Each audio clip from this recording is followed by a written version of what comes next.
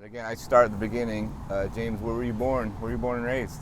I was born in Pembina, North Dakota, and Native American, Chippewa. Lived in Minneapolis for a while with my mom, and I was doing good in school for a while, and then my sister was born, and then it was really hard for my mom to raise us because she was on welfare.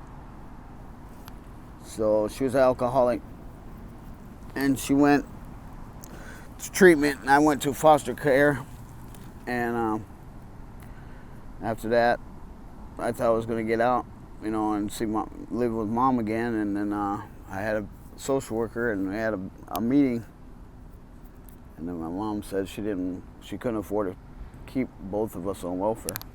So I had to go to foster care. So I went through foster care for a while, and a couple years, she put me up for adoption, which kind of sucked. But I was the older one, and my sister was younger, so she wanted a better life for me. So I just went through the foster care, and living with the white folks was different for me. And then I did good, we made it to 11th grade, and dropped out of high school because I was a year behind, and I was starting to party and stuff, and I'm getting into the people I stayed with, their liquor and stuff, and my grades started slumping a little bit. I missed mom, I miss being with my mom and native family, But So James, how old were you? Let's see, when your sister was born, how old were you? I was 9. Okay, so 9 years old. difference. Yeah. And then you guys went into foster care at how old? I went into foster care when 9 years old, and my sister was just born. So you have a memory of that? Yeah. What was that like? Well, it was screwy. It was dramatic. It was really hard because mom was an alcoholic. She had to go to treatment, or CPS was going to grab both of us, and then she wouldn't have either one of us. So she put me in, no choice but to take me and put me in foster care. And your sister was still an infant, small? Yeah. And where'd she go? She went with my auntie. Gotcha. For a year of that, and then she said, well, basically I didn't want you no more, I can't afford to take care of you, so that was hard for me. Yeah. And then living with people I don't know, just being bounced around I wasn't in a stable, regular house, living with a regular family and being raised right, So when you're in that system, you go from family to family to family to family? Yes. And stay how long? 6 months or 7, up to a year. So just enough to maybe build a little bit of a relationship. Yeah, and I couldn't get close to people, Right. Because every time I try to get close to somebody, I'd have to leave or something, My guess is eventually you start to kind of protect yourself and Right. not want to get close to people or something Right. like that. And then my mom, my father was nowhere in sight, He was an alcoholic too, so I never seen him. And then after that, I went into, I was 17 and I was ward of the state, and they said, well, where's my mom? I said, and they said she's living in Seattle, Washington. So my social worker set up a plane ticket for me to come out here. When you were 17? Yeah, and I called my mom, and she said, who is this? And I said, you know who this is? And she says, what? Who? I said, this is your son. I said, can I come home? And yeah, it was hard, not seeing your mom for 9 years. It's kind of hard. But anyway, what else? Well, I mean, well, that's a big deal. Yes, it is. So when you came and saw her, what was that like? Where was that? Well, I was I was almost 18, and it was all right. Seeing her again, it was like, wow. It was like dramatic. It was really, it's surprising. It was like, there's my mom. But it was hard. But then I lived with her for a while, and then things. I started drinking and partying, and I was living in White Center, West Seattle. And I started hanging around with the natives that are around there, Blackfeet. And, they were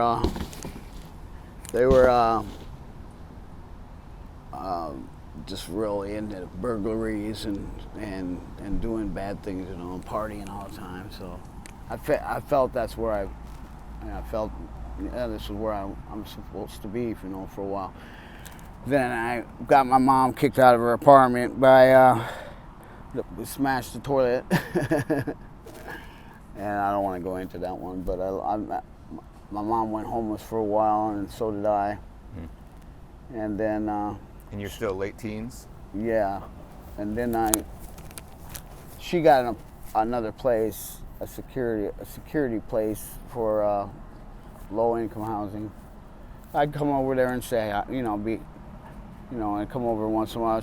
I'd stay a night, maybe or two, and clean up and take a shower and stuff. So you're on and off in the streets? Yeah. And then, I don't know, went through prison a couple times. And it's been, since I've been in and out of prison and stuff, it's been harder for me to get a stable living lifestyle again. And my alcoholism and using, smoking pot, some meth, My life has been kind of, sometimes I'll get a job and stuff, and sometimes I won't. We're having an interview, okay? Be quiet. We're having an interview. Thank you. Anyway, so my mom passed away, and that really hurt. And and how old were you when this happened? I think I was 46. I'm 56 now. Oh, yeah. And it was hard for me and my sister. But my sister, she'd never been in prison or anything. She's the good one. Yeah, I was gonna ask you if you were still in contact with her or. Yeah, I call her once in a while and stuff, And then I have a son. He's 32. He lives in Redmond, and he's doing real well. He's got a house and business, and has been with the same girl for 9 years. So it's good for them that they didn't have to suffer like I did. Yeah. You talked to your son, and I've talked to him a few times. Yeah, he loves me and everything, but he knows that I've had a hard life, and I didn't want to be around him. I didn't want him being around while I was doing the stupid things that I've been doing, because I didn't want him to get rubbed off on him, Yeah. So his mother passed away, but he's been doing real good. He graduated high school. I don't even think he's been maybe he's been in jail once, but that's about it. But he's Norwegian and native, so he looks like the guy off of the movie Aquaman. He looks like Aquaman. So he's got long hair. He's half native and half Viking, I guess. Yeah. That's some strong. Yeah. Strong genes in there. But he's doing good. I talked to him about 6 months ago on the phone. They were over celebrating my sister's birthday at my son's house. So, Everybody was over there? yeah, You didn't go? I was still in prison then. I just got out of not too long ago. Oh, gotcha. Yeah. So it's been hard to maintain a place when they just cut you out of prison and you really got no place to go again, you know? Yeah, I mean, what's that process like? It's kind of like, okay, see you later. Do they have any like things set up for you, or Well, programs, or I don't know? they do, but again, my alcoholism got in the way of that. They clean and sober housing, you know, Yeah. and that's been difficult for me.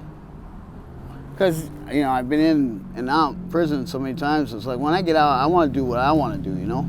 Sure. And sometimes when I'm not make the right decisions because of my alcohol is a disease, you know. Yeah. And it's something that you just can't throw away when you were raised and it was okay to be that way. Everybody likes to catch a buzz and stuff, you know. You know, and you're a man, you can make your own decisions, you know. They might not be the right ones. And sometimes you might have to pay the price and do some time, you know. Yeah. I'm tired. I'm done doing time. I don't want to do no more. Yeah. Yeah. Well, you know, maybe that kind of begs the question: what do you want to do? Yeah. You know, what do you want? Yeah. I'll just see. I'll be out here for the summer, I guess, and then something's gonna happen. I'll probably go into treatment or something. I haven't done treatment for a long time. Last time I was in treatment was in 2000. I did a 28-day program at Thunderbird, Yeah. but Well, did all right afterwards. You know? You said something earlier about when you were raised, it was just kind of accepted. Everyone's doing it. Yeah. Like, I don't know what that means. Like culturally, or it was what? just natural to go in and, you know, bringing beer home, you know, all the time, or it was okay to party, you know, because a lot of us, you know, that come from this low, you know, that aren't set in money and ways, we struggle, and when we struggle, there's a lot of pain and misery that comes with the struggle of surviving and living.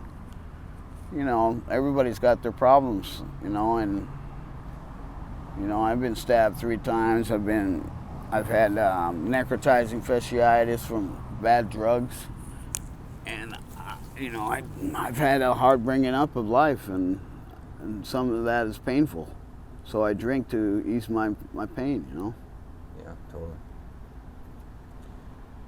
Nobody wants to be out here like this, but you have to accept what it, you know, what you can get right now.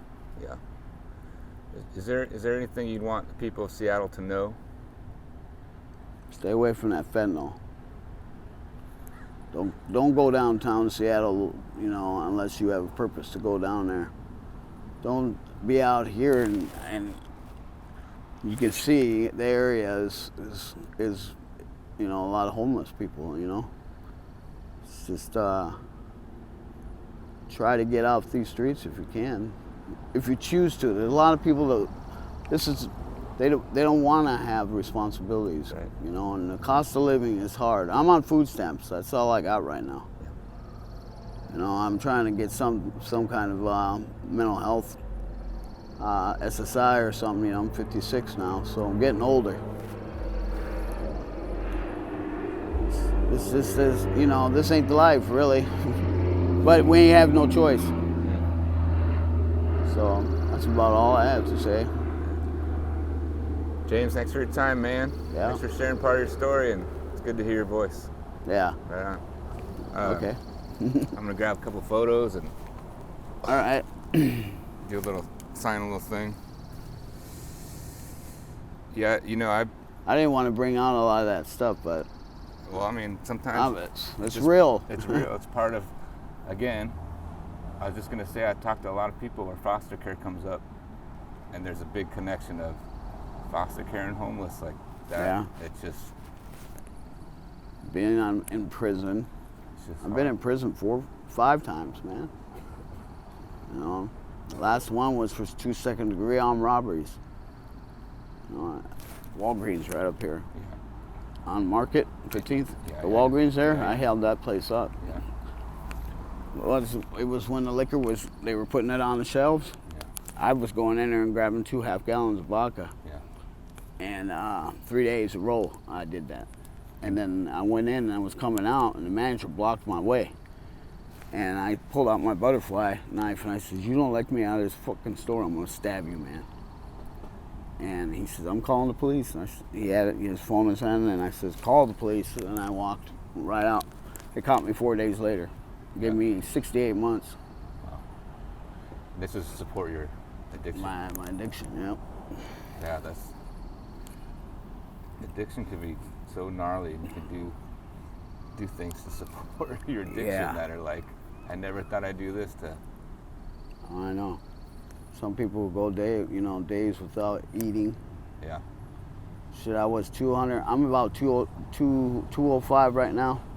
But I felt when I got arrested, I was 162. Oh wow. Yeah, I lost a lot You of really weight. went down. Drinking and smoking meth. And just not eating. You know, everybody here, we all smoke. We all smoke meth and drink. Maybe 1 or 2 guys don't drink, but they do other stuff, you know. Yeah. Well, I mean, it's like we all have our coping mechanisms. I have mine. Yeah. Like, housed or unhoused, we're all trying to cope with life. It's not easy, man. I can't imagine. Yeah.